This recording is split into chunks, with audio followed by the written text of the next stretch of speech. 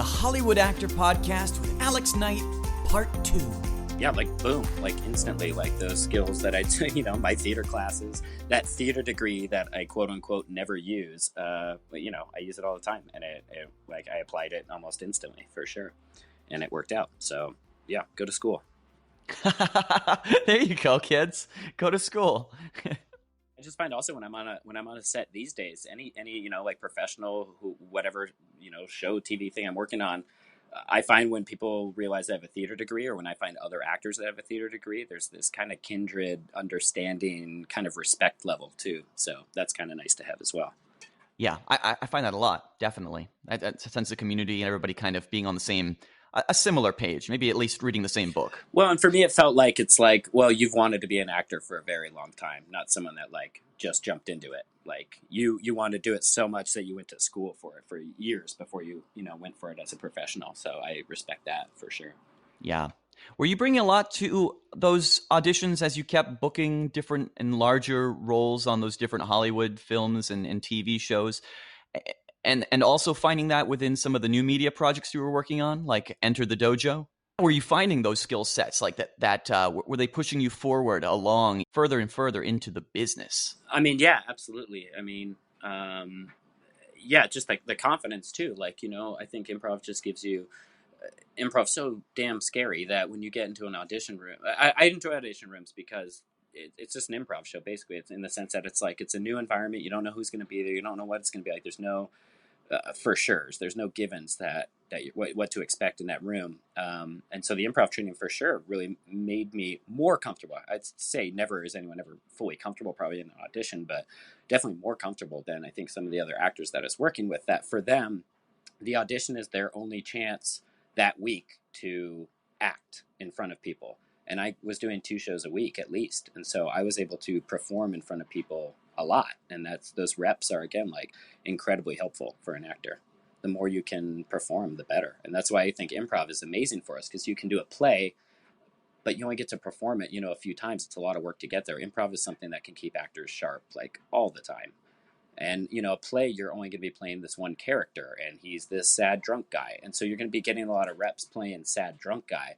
But in improv, you get to play an old lady, and you get to play a little girl, and like, a cat and a tree, and like, you just get to do everything. And so again, it's just really, I think, sharpens the knife a lot for an actor. I noticed that you keep using the word reps, and I saw that in your bio too, that like the number of shows that you do, it does seem to equate to the fact that you're gaining that experience, just like in the gym, right? You're doing those repetitions that are building those muscles and strengthening them. Mm-hmm. Yeah, 100%. Yeah, I mean, the more I get to like access those emotions, the easier it is for me to kind of, bring them up again, because I already have done it or whatever. I mean, it's like simple, but I just think that improv is the place, like the best gym almost. I mean, you can be in like, if you're in like LA, has tons of weekly acting groups that meet up and they do scenes and stuff. So that's the same thing for sure. Improv is just a little more fun for me than meeting up with my buddies and have them direct me and stuff, which is good and incredibly valid. It's just not my game. Yeah, and I kind of come at it from just a different way, I guess, of looking at it. Like I like the idea of reps and repeating something. You bring it to the stage, and I keep it maybe in the rehearsal room. I like thinking and getting into that one headspace and really minding the details of a singular character and a singular story. But you're right, like the working actors going into those audition spaces is being asked to do so many different things with increasingly little preparation. So getting that stage experience with the caveat that you have little to go on, or you have to create things in the moment with that performative expectation, is something that seems incredibly useful to the working actor. Yeah, I mean, it gives you so much bravery, kind of, it empowers you to make choices. And when you get in a room, sometimes you have to make a choice, or they're like, can you do it differently? And it's like, cool, I need to make a new choice. And if, you're used to improvising, every scene is a new choice. It's a different take on it or whatever. It's fresh. And so either way, it just makes it a little braver, I feel. Makes it a little easier. Yeah. I wanted to talk a little bit about Enter the Dojo and your experience on that show with Matt Page. I hope to bring Matt Page onto the show at some point too, to talk about how he started that and how he's been producing that, and his appearances, his live stage shows and talks around the world. But that's great. I'd love to hear your experience on that show. Yeah, no, that's the best. Matt is incredible. Get him on your show for sure. He's got a lot to teach and a lot to talk about. Yeah, I mean, how did that happen? How did Matt meet me? I don't remember how Matt met me, but somehow I got involved in that show, and we really kicked it off. And he was really open to me kind of. I didn't write the scripts really, but he really let me not only improvise a lot of my stuff, but really let me give feedback on other people's performances, which is like a very dangerous, like fucked up situation. But the other actors were also kind of cool with me, I think. And so like, I don't know, I like helped dramaturg in the moment sometimes some of the scenes. And it was just so fun, the collaboration process. Like I said, it's a devised piece. Like it was a script that existed, but we were devising in the moment. So I have ownership on that, and the other actors have ownership on that. And the result you can see is the joy in the play that we're all doing in there. No one is doing someone else's work. He gave us all so much freedom with our characters and stuff. And so it was a blast. It was so fun. And I'm happy with what it is. Like part of me is still like, wow, that thing should have been on, Adult Swim or something. But it's, that doesn't matter because I had the fun and we all had the joy that we needed out of it. It doesn't necessarily matter if it goes bigger, like it did its job for me. And I think for Matt, and yeah, Matt's had quite a bit of success from it and stuff too. Well, it's a pretty big indie web series for New Mexico, and it seems to reach a lot of people. And you've been on it for many seasons, correct? Yeah. I was in, I think, all the seasons. And, if they do more, I'm sure I'm happy to come back whenever I can make it work.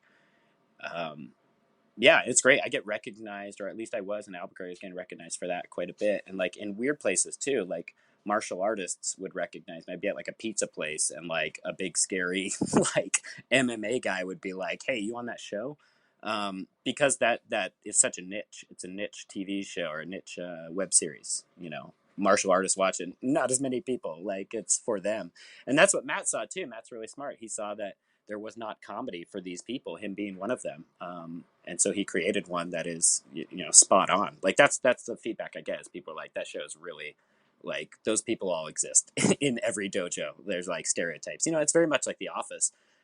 He just, instead of an office, did a dojo, and he did it really well, I think.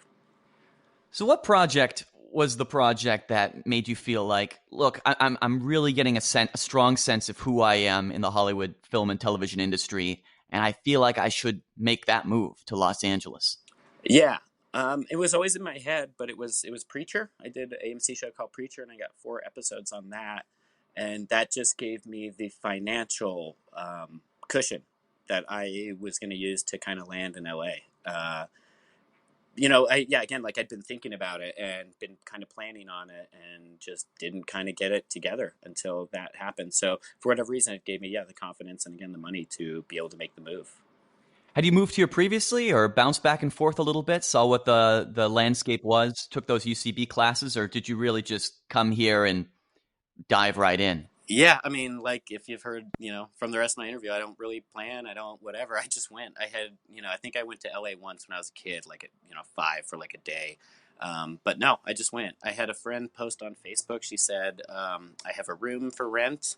And I was like, well, shit, that's it. Like, that's like, that's the magic of life. Like, you're thinking about going, you got this big paycheck, and a friend has a room. Like, just do it. And I did it. Yeah, it all lined up. And it's, I don't know. Like, I didn't need to scope it out. I know a lot of people do that, and I don't think that's a bad idea necessarily, but it's just not for me. It's like, if I'm going to do it, I'm going to do it. Like, I don't think going out there for a month, I don't think I would see anything that would make me say yes or no. I think I don't know, it feels almost like a weak position if you can be tottered in that way. Like, if you really want this thing, then I think you got to go for it, kind of as scary as it is. And it was scary, for sure. Thanks for listening to the Hollywood Actor Podcast. If you enjoy this content, don't forget to rate and review on Apple Podcasts or wherever you're listening.